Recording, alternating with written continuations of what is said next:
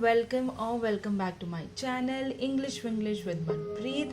I hope you all are doing fine, and I also hope that my videos are helping you out. If you are new to my channel and if you've not subscribed yet, please go and subscribe to my channel. So आज की video में I am going to talk to you in Hindi plus English. So आज की हम video में discuss करेंगे कुछ ऐसे 5 पॉइंट्स जो आपके लिए बहुत ज़्यादा हेल्पफुल हैं if you want to score above 90 in your English exams. So do not forget to like my video and without further ado. So कई बार क्या होता है कि जब आपका एग्ज़ाम होता है तो आप ज़्यादा बहुत मेहनत करते हो, आप दिन रात पढ़ते भी हो, बट आप 90 अबव या जितने आप मार्क्स स्कोर करना चाहते हो, you are not able to score that much. It's because you're making some mistakes while you're appearing for your exams. So उन्हीं चीज़ों को आपने करेक्ट करना है. ये कुछ 5 things हैं जिस पे आपको अमल करना है if you want to score good marks. So first one is read. सबसे पहले आपके पास जब भी आपका एग्जाम स्टार्ट होता है तो you get 15 minutes to read the question paper.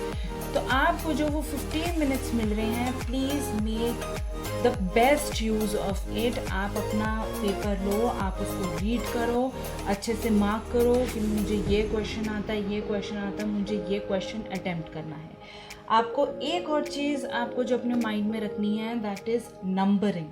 जब भी आप कोई भी question, for example if I want to attempt question number 4 first, so I am not going to write question number 1 that. जो generally बच्चे ये मिस्टेक्स करते हैं, because of that they get 0 marks और their answer gets cancelled. So आपको ये चीज़ दिमाग में रखनी है कि जब भी आप अगर 4th क्वेश्चन, 5th क्वेश्चन या आपको लास्ट क्वेश्चन जो है आपको वो पहले अटेम्प्ट करना है, so always keep in mind, keep your numbering correct. If I am attempting question number 10 first, I write question number 10 and then I'll answer my question. Always read your question paper thoroughly. आप अपने questions को ठीक से read करो, आपसे question वो क्या पूछ रहा है. What students do is they read half of the question and वो half question के basis पे ही आप आगे answer कर देते हो. आप उस question को पूरा पढ़ो, क्या वो आपसे क्वेश्चन मांग रहा है, and according to that answer the question. Second is revise before sitting in an exam.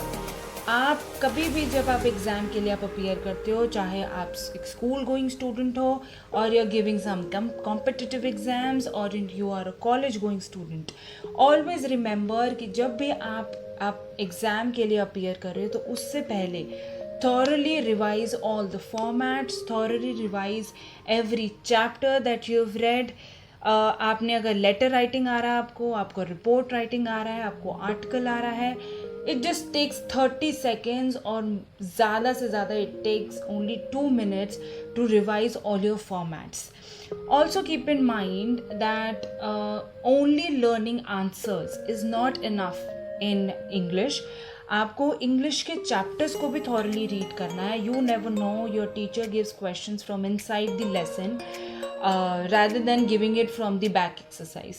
So for that you must be prepared beforehand. अपने लेसन्स को अच्छे से रीड करो, आप अच्छे से अपने फॉर्मेट्स को आप थॉरली रिवाइज करके आओ. आपको डिफरेंस पता होना चाहिए कि कौन सा फॉर्मेट जो है वो कहाँ पर यूज़ होना है और किस चीज़ के लिए किस तरह से यूज़ होना है, किस सीक्वेंस में. Third is time management. That is the most common mistake that we do in our exam.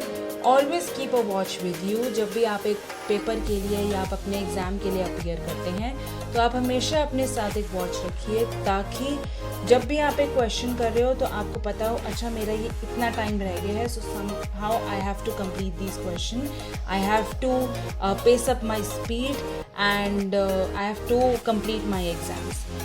Another mistake that we do is whenever आपको कोई क्वेश्चन नहीं आता, do not get stuck on it.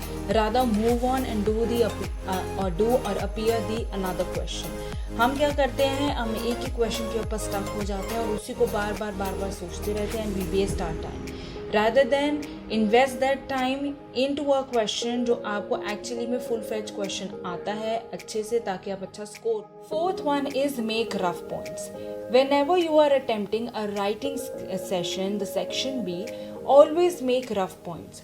अगर आपके section B में article आया है, report आया है, debate, letter to the editor और any writing skill, always make rough points. आप कुछ पॉइंट्स जो हैं वो आप जॉट डाउन कर लीजिए and then arrange them in order कि मुझे इस ऑर्डर में इसको लिखना है, and then start writing in fair in your exam paper.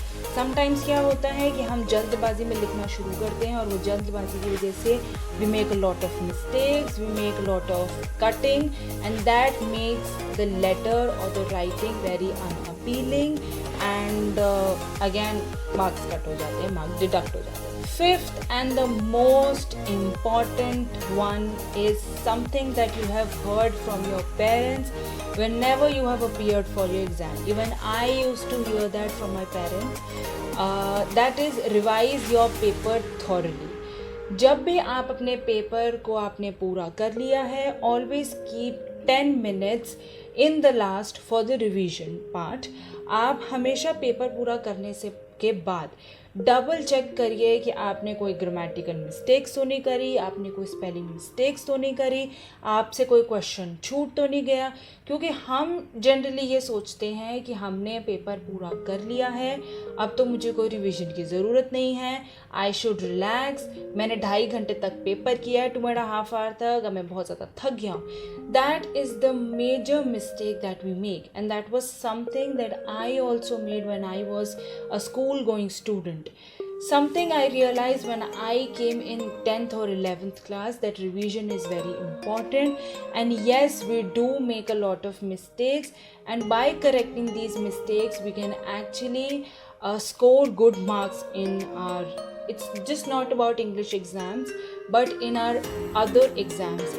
As a bonus, I'm going to give you some presentation tips which is going to help you in your exam. Number one is for the students who write with pens in their paper. Always write keywords and headings with black pen, and the ones who write with pencils, what you can do is you can underline the keywords and headings with pencil and the scale. Number two is give proper spacing between the paragraphs. आप जब भी कोई paragraph लिख रहे हैं तो आप उसके बीच में प्रॉपर स्पेसिंग दीजिए. What you can also do is draw a line after every answer. जब भी आपका कोई आंसर ख़त्म होता है तो आप उसके बाद एक पेंसिल और स्केल से आप लाइन ड्रॉ कीजिए, चाहे आप एक सेक्शन एंड होने के बाद आप ड्रॉ कर सकते हैं. Number 3 is proper spacing between the words. At times क्या होता है कि स्टूडेंट्स क्या करते हैं कि जब वो बहुत जल्दबाजी में लिख रहे होते हैं, so they do not give proper spacing between the words, which makes it very difficult for a teacher to distinguish between the words.